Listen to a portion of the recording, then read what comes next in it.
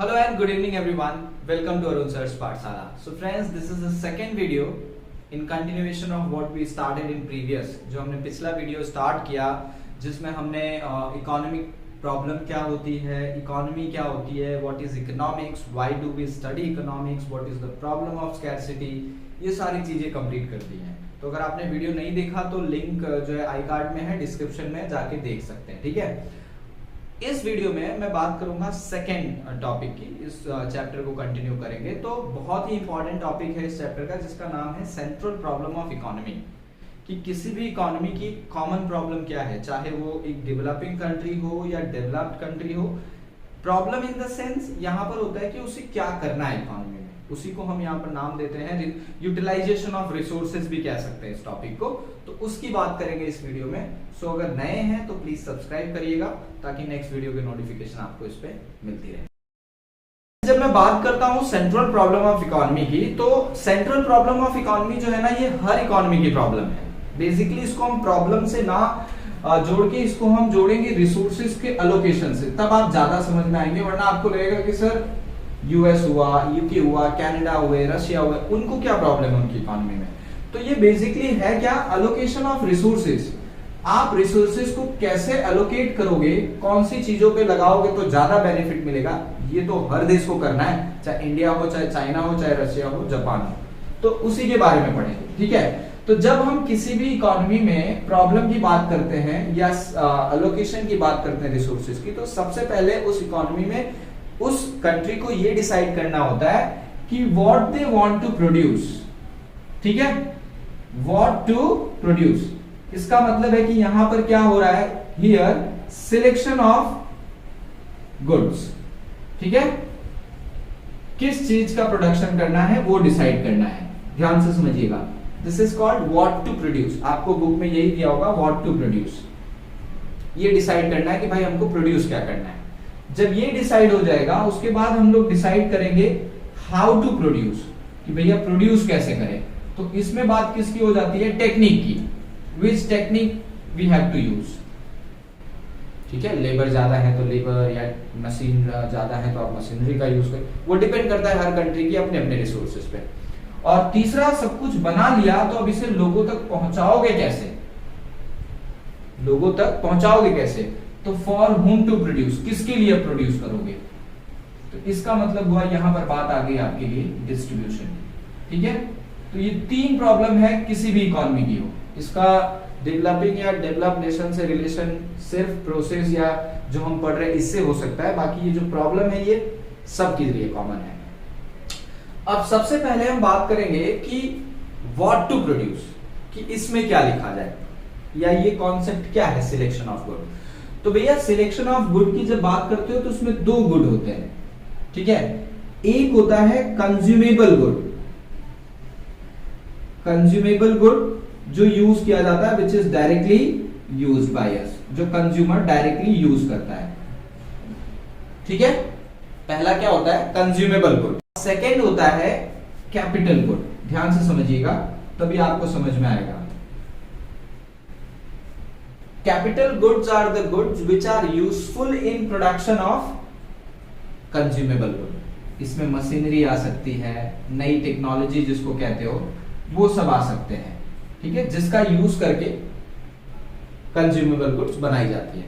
अब जैसे आप एक एग्जांपल ले सकते हैं कि पैंट, आप जो जींस का पैंट पहनते हैं, उस जींस के पैंट को हाथों से नहीं सिला जा सकता. उसकी सिलाई करने के लिए एक बहुत ही हाई क्वालिटी की मशीन की निडल जो बहुत ही टफ होती है वो चाहिए होती है. ठीक है, तो वो मशीन और वो निडल जो है वो कैपिटल गुड है, क्योंकि वो कंज्यूमेबल, हम उसको डायरेक्ट कंज्यूम नहीं करेंगे, वो हमें हेल्प करेगा कंज्यूमेबल गुड्स बनाने में. जिस कंज्यूमेबल गुड्स का मतलब डायरेक्ट यूज, जैसे ये रहा, ये कंज्यूमेबल गुड है, इसको मैं डायरेक्ट यूज कर रहा हूं. ठीक है, लेकिन इसका शेप, ये प्लास्टिक फ्रेम जो जिस डाई से ये फ्रेम बना होगा, जिस मशीनरी ने इस फ्रेम को बनाया होगा, वो कैपिटल गुड है, क्योंकि वो नहीं होता तो ये नहीं बन सकता. समझ रहे हैं. तो ये डिसाइड करना किसी भी कंट्री के लिए बहुत जरूरी है कि वो कंज्यूमेबल गुड बनाना चाहती है या फिर कैपिटल गुड बनाना चाहती है. अब मैं आपको लेटेस्ट एग्जांपल दूंगा इंडिया और इजराइल का. इंडिया में प्रेजेंट कोविड सिचुएशन ऐसी है आपने देखा कि सभी कंपनीज ने अपने सारे प्रोडक्शन जो ऑक्सीजन वो यूज करते थे आयरन कटिंग के लिए या जहां पे भी यूज करते थे ऑक्सीजन, सब बंद करके उन्होंने डायरेक्ट किसको दिया? मेडिकल को। क्यों? क्योंकि वो प्रेजेंट नीड थी। दूसरी तरफ जाइए इजराइल। इजराइल अगर ये डिसाइड करे कि मुझे एग्रीकल्चर कैसे बढ़ाना है, कैसे फार्मर को आगे ले जाना है, ये सिचुएशन उसकी नहीं है, क्योंकि इस समय रोज गाजा से उसके ऊपर मिसाइल आ रही है। तो इस समय उसको रॉकेट लॉन्चर्स, फाइटर प्लेन, इनकी जरूरत है। समझ रहे हैं आप? तो ये बहुत इंपॉर्टेंट हो जाता है कि आप कैसी सिचुएशन है। अगर एक नॉर्मल सिचुएशन है, if it is a normal situation, then you will definitely go for consumable good, क्योंकि प्रोडक्शन करना है, डेवलपमेंट करना है। लेकिन अगर वॉर लाइक सिचुएशन हो जाए, मारपीट की, अगर युद्ध की स्थिति आ जाए, तो फिर आपका फोकस जो है वो पेन, पेंसिल, खाने के जो है ब्रेड बटर बनाने से ज्यादा फोकस होगा कि आर्म्स एंड एमिशन कैसे बनाया जाए, बम और ये गोला बारूद। तो वो सब कंज्यूमेबल गुड पे आ जाते हैं। तो कौन से गुड का सिलेक्शन करना है, that is selection of good, it is very important. It depends on the situation. ये डिपेंड करता है इकोनॉमी की सिचुएशन कैसी है। नॉर्मल सिचुएशन है तो of course consumable good, war like situation है तो फिर कैपिटल गुड। ये हो गया सिलेक्शन। अभी आपने सिलेक्ट कर लिया कि भाई मुझे ये पेन बनानी है। अब बात आती है कि हाउ, कैसे। आप तो काम करके चले जाएंगे, हमारा क्या, कैसे। अब बात आती है कि इसको बनाने के लिए हमारे पास दो टेक्निक है। एक है लेबर इंटेंस टेक्निक, ध्यान से समझिएगा।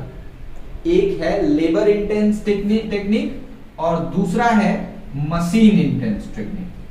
दोनों को समझिए।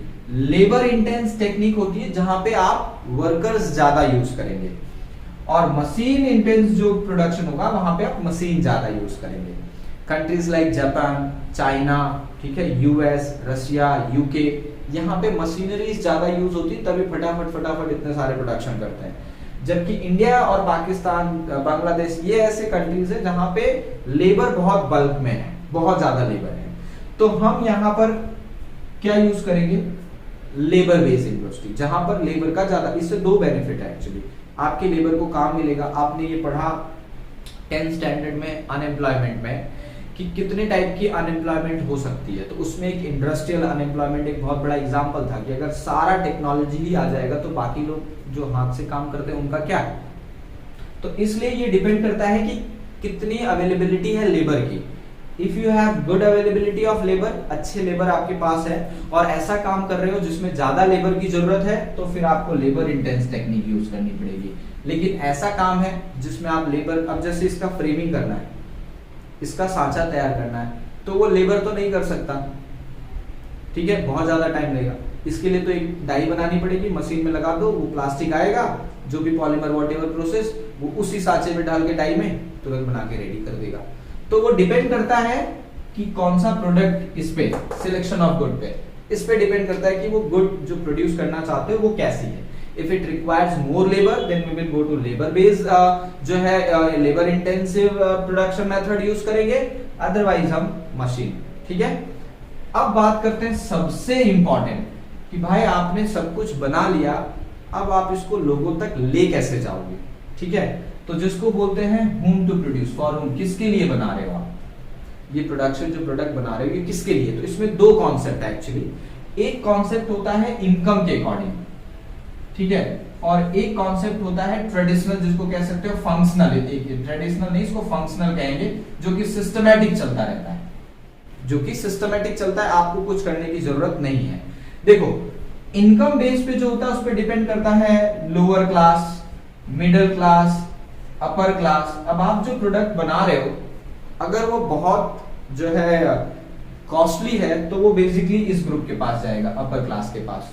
तो ये यहीं से डिसाइड हो जाएगा कि भाई अगर मर्सिडीज वाले कार बनाते हैं तो उनकी टारगेट में अपर क्लास ही होता है, लोअर क्लास और मिडिल क्लास होता ही नहीं। उनको पता ही है कि दे कैन नॉट अफोर्ड, ठीक है। लेकिन अगर एक हीरो होंडा अगर वो अपनी बाइक बनाती है तो वो इनको और इनको भी कंसीडर करते हैं, क्योंकि वो अपनी रीच इन लोगों तक ज्यादा पहुंचाना चाहते हैं, समझ रहे हैं। तो डिपेंड करता है कि आपने जो गुड्स यहाँ प्रोड्यूस की है वो किस कैटेगरी के लोगों के लिए जा रहा है। हालांकि ये डिपेंड करता है कि इनकम का डिस्ट्रीब्यूशन कैसा हुआ है। अगर इनकम का डिस्ट्रीब्यूशन इक्वल हुआ है, पूरे कंट्री में सबके पास एक जैसा ही पैसा है, तो आपको कुछ करना ही नहीं है। पूरे कंट्री में सबकी इनकम 10 लाख रुपए है तो हर बंदा वो चीज खरीद सकता है जो आप देश में आएगी। लेकिन अनइक्वल डिस्ट्रीब्यूशन है तब इंपॉर्टेंट हो जाता है कि आप प्राइस इतनी रखो कि वो किस रेंज पे सेट हो। अभी मर्सिडीज ने एक एक कार की प्राइस 50 लाख, 70 लाख, 80 लाख रखे, तो वो ये दोनों कैटेगरी के लोग तो अफोर्ड ही नहीं कर सकते, तो फिर वो डायरेक्ट हायर पे जाएगा। तो वो डिपेंड करता है इनकम का डिस्ट्रीब्यूशन। ये हुआ नॉर्मल, ठीक है।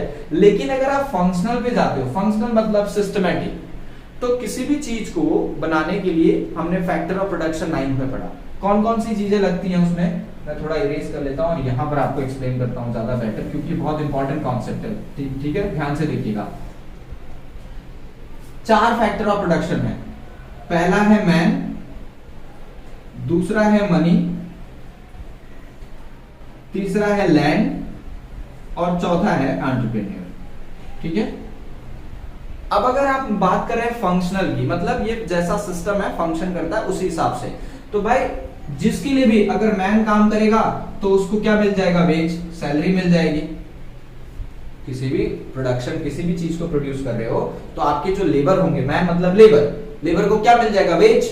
ये आ गया ना, किसके लिए प्रोड्यूस कर रहे हो, तो लेबर को अपना वेज मिल जाएगा, मनी को अपना इंटरेस्ट मिल जाएगा, ठीक है, लैंड को अपना क्या बोल सकते हो, रेंट मिल जाएगा, और एंटरप्रेन्योर को अपना प्रॉफिट मिल जाएगा, ठीक है।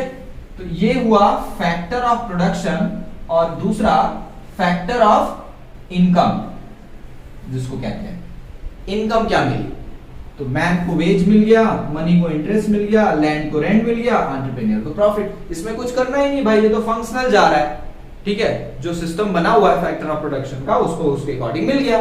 तो ये वाला जो कॉन्सेप्ट जब आप एक्सप्लेन करेंगे तो आपको ये समझना है कि भाई आप इनकम बेस्ड बता रहे हो या फंक्शनल बता रहे हो, ठीक है। तो कई बार एग्जाम में ऐसा भी पूछा जा सकता है कि explain the functional based problem of economy, तो आपको पता चलना चाहिए कि वो इनडायरेक्टली उल्टा घुमा के इसी के बारे में पूछ रहे हैं।